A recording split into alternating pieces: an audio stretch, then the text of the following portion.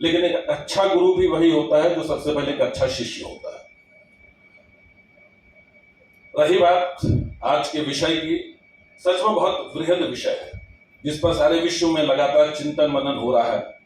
बहुत गंभीर विषय भी है।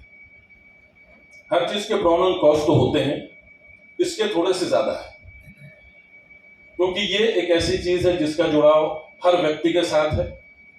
हर व्यक्ति के घर में टेलीविजन है, और अब हर किसी के हाथ में, रिक्शा वाला हो, सब्जी वाला हो, स्वीपर हो, हर किसी के हाथ में एक छोटी स्क्रीन तो है, मोबाइल। ये बहुत क्रांतिकारी चीज है, लेकिन उसके साथ साथ बहुत विध्वंसकारी भी हो सकती है। उसके कई दफा प्रमाण देखने को भी मिले हैं, अच्छे स्वरूप में भी और उसके बुरे स्वरूप में। देखिए, स्वतंत्रता बहुत अच्छी चीज होती है। वर्ल्ड फ्रीडम प्रेस डे, बार बार ये शब्द भी यूज किया जाता है। तो प्रेस की फ्रीडम पर बार बार सवाल उठाए जाते हैं, बार बार बातें होती हैं। दरअसल देखिए, स्वतंत्र होना बहुत अच्छी बात है। हम एक स्वतंत्र देश में हम सबका जन्म हुआ, आप सबका हुआ। कुछ लोग होंगे जिन्होंने शायद उस दौर को देखा होगा, तो वो कितनी बड़ी विभीषिका थी, कितना संघर्ष था, कितने लोगों ने अपने प्राणों की आहुति दी, कितना बलिदान हुआ, कितना संघर्ष हुआ, कितनी चुनौतियां हुई। उस सब के बाद आज हम एक खुले आसमान के नीचे श्वास ले पा रहे हैं। लेकिन क्या हमने सच में स्वतंत्रता के अर्थ को पहचाना है? देखिए, दो चीजें होती है, एक होती है स्वतंत्रता और एक होती है स्वच्छंदता। जब व्यक्ति स्वतंत्र होता है या कोई भी स्वतंत्र होता है, स्वतंत्रता के साथ एक शब्द उसके पीछे पीछे जुड़ा होता है, वो है अनुशासन, डिसिप्लिन। लेकिन स्वच्छंदता की जहां बात होती है, ये सारी चीजें दरकिनार हो जाती है। तो आज की तारीख में अगर आप कमोबेश देखें तो ये पाएंगे कि लोग स्वतंत्र कम है, स्वतंत्रता के नाम पर स्वच्छंद ज्यादा हो गया। और उसी का एक बिगड़ा हुआ स्वरूप है सोशल मीडिया, उसी स्वच्छंदता का, जहां कोई रेगुलेटरी अथॉरिटी नहीं है, कोई डिसिप्लिन नहीं है, कोई सुपरविजन नहीं है। लगातार इन सारी चीजों पर बहस होती चली जा रही है। देखिए, यहां ये एक ऐसा मीडियम है जिसमें लोगों को एंगेज किया जाता है, बार बार खींचा जाता है, प्रलोभन दिया जाता है। आप एंगेज हो, आप हमसे जुड़े, आप हमको बार बार देखें, लाइक करें, शेयर करें, कमेंट करें, जिसका नतीजा होता है कुछ लोगों को पैसे वैसे, आमदनियां जो भी होती होगी, या पॉपुलैरिटी मिलती है, दोनों में से कुछ भी होता है।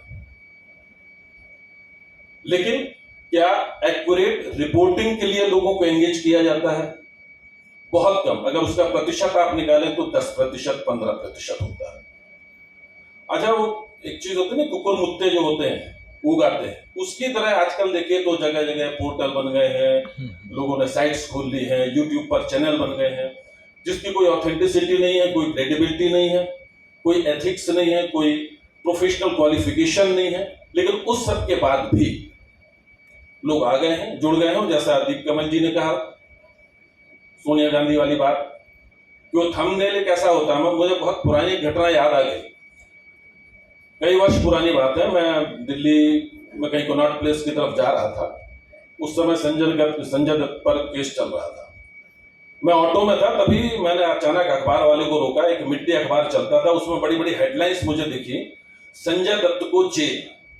ये देख करके मैंने ऑटो को रोका, चूंकि रेड लाइट थी, ज्यादा वक्त नहीं था। मैंने उसको पैसे दिए, अखबार खरीदा और चल पड़े। मैंने उसके बाद अखबार पढ़ा तो उसमें हेडलाइन थी, बड़े बड़े कैपिटल लेटर्स में, बोल्ड में था, संजय दत्त को जेल।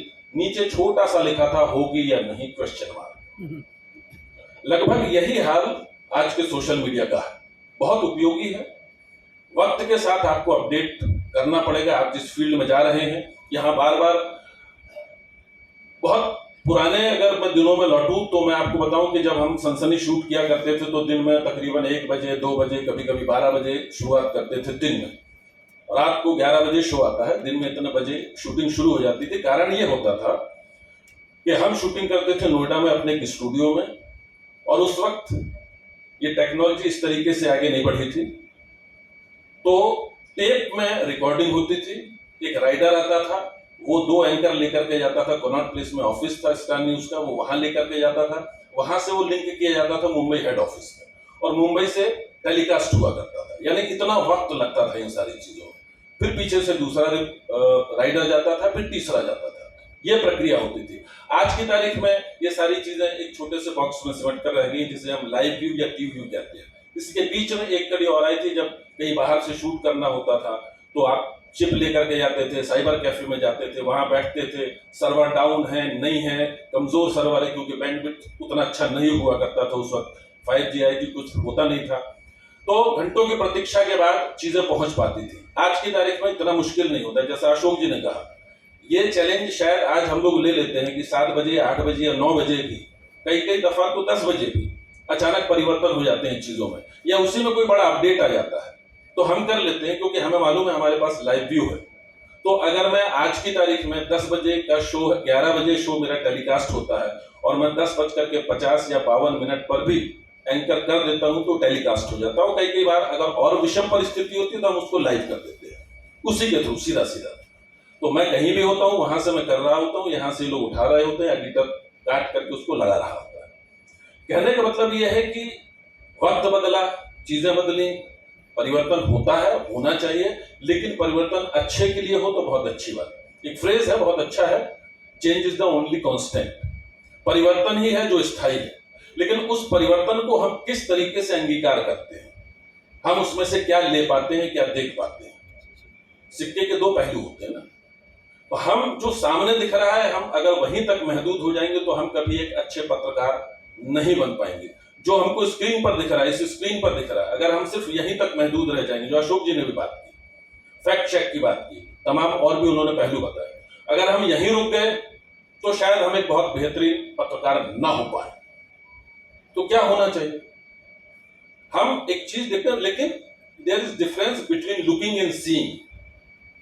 तो जब आप अपने भीतर मेहनत करके वो सलाहियत पैदा कर लेते हैं, लुकिंग बियॉन्ड द ऑब्जेक्ट, जब आप ऑब्जेक्ट के पीछे देखने की बात करते हैं, जो लवलीन मैडम ने भी कहा था आपसे उस वक्त कि आप चीजों को किस तरीके से लेते हैं, क्या आप उसके पीछे देख पाते हैं, जो उन्होंने सबटेक्स्ट की बात की थी, यही एक तरह का सबटेक्स्ट है।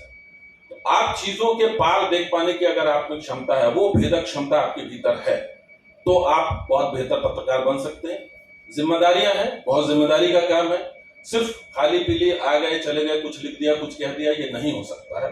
पत्रकार बहुत जिम्मेदार होता है, उसकी जिम्मेदारी, उसका काम सिर्फ पैसा कमाना नहीं होता, परिवार चलाना नहीं होता है। और भैया देखो, पत्रकारिता में जो भी आता है, किसी डॉक्टर ने प्रिस्क्राइब तो नहीं किया था कि तबीयत ठीक नहीं रहेगी अगर पत्रकारिता नहीं करोगे तो आप अपनी इच्छा से आए, अपनी स्वेच्छा से आए, और अगर आप आए हैं तो उतनी ही शिद्दत से आपको अपने इस काम को लेना पड़ेगा। दीप कमल जी ने कहा इतने वर्ष मुझे हो गए काम करते हुए, ठीक है, लेकिन इसलिए शायद क्योंकि मैं अपने काम से प्यार करता हूं।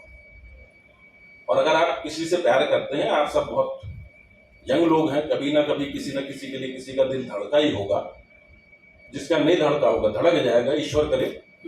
तो होता क्या है जब आप किसी से प्यार करते हैं, तो क्या होता है, किसी के इश्क में मुब्तला होते हैं, तो होता क्या है, आप दिन रात ख्वाबों में, ख्यालों में सो रहे हैं, उठ रहे हैं, बैठ रहे हैं, खा रहे हैं, जा रहे हैं, आ रहे हैं, क्लासरूम में हैं, बात कर रहे हैं, बाइक चला रहे हैं, आपके जहन में एक पैरेलल थॉट की तरह वो चीज चल रही होती है। ऐसे ही जब आपके काम से आपको इश्क हो जाएगा और वो आपके समानांतर चलने लगेगा आपकी हर सोच के साथ, तो यकीन मानिए आप न सिर्फ एक अच्छे पत्रकार साबित हो जाएंगे, आप जो चाहते वो कर सकते हैं। वक्त बदल रहा है, बदलना पड़ेगा, कदम ताल करना पड़ेगा। अब मेरी चिंता का विषय तो वो हो जाता है ना कि उस तरह की फिल्में अब कैसे बनेंगी, जब अमरीश पुरी साहब कहते हैं कि जा सिमरन जा, जी ले अपनी जिंदगी। अब आज तो बुलेट ट्रेन का जमाना भी है, अब उन्होंने कहा जा सिमरन जा, जी ले अपनी जिंदगी। वो सिमरन नहीं पहुंच पाई तो राज जो है वो सीधे यहां से पहुंच जाएंगे सोनीपत, करेक्ट है। तो आपको वक्त के साथ कदम ताल तो करना ही पड़ेगा। लेकिन देखिए, बहुत सारे लोग हैं जो अलग अलग तरीके से इस प्रोफेशन में, प्रोफेशन तो कहना देखिए गलत है, क्योंकि पत्रकारिता को मैं ये मानता हूं बेसिकली ये प्रोफेशन नहीं है, ये एक जीवन शैली है, ये आपकी जीवनचर्या है।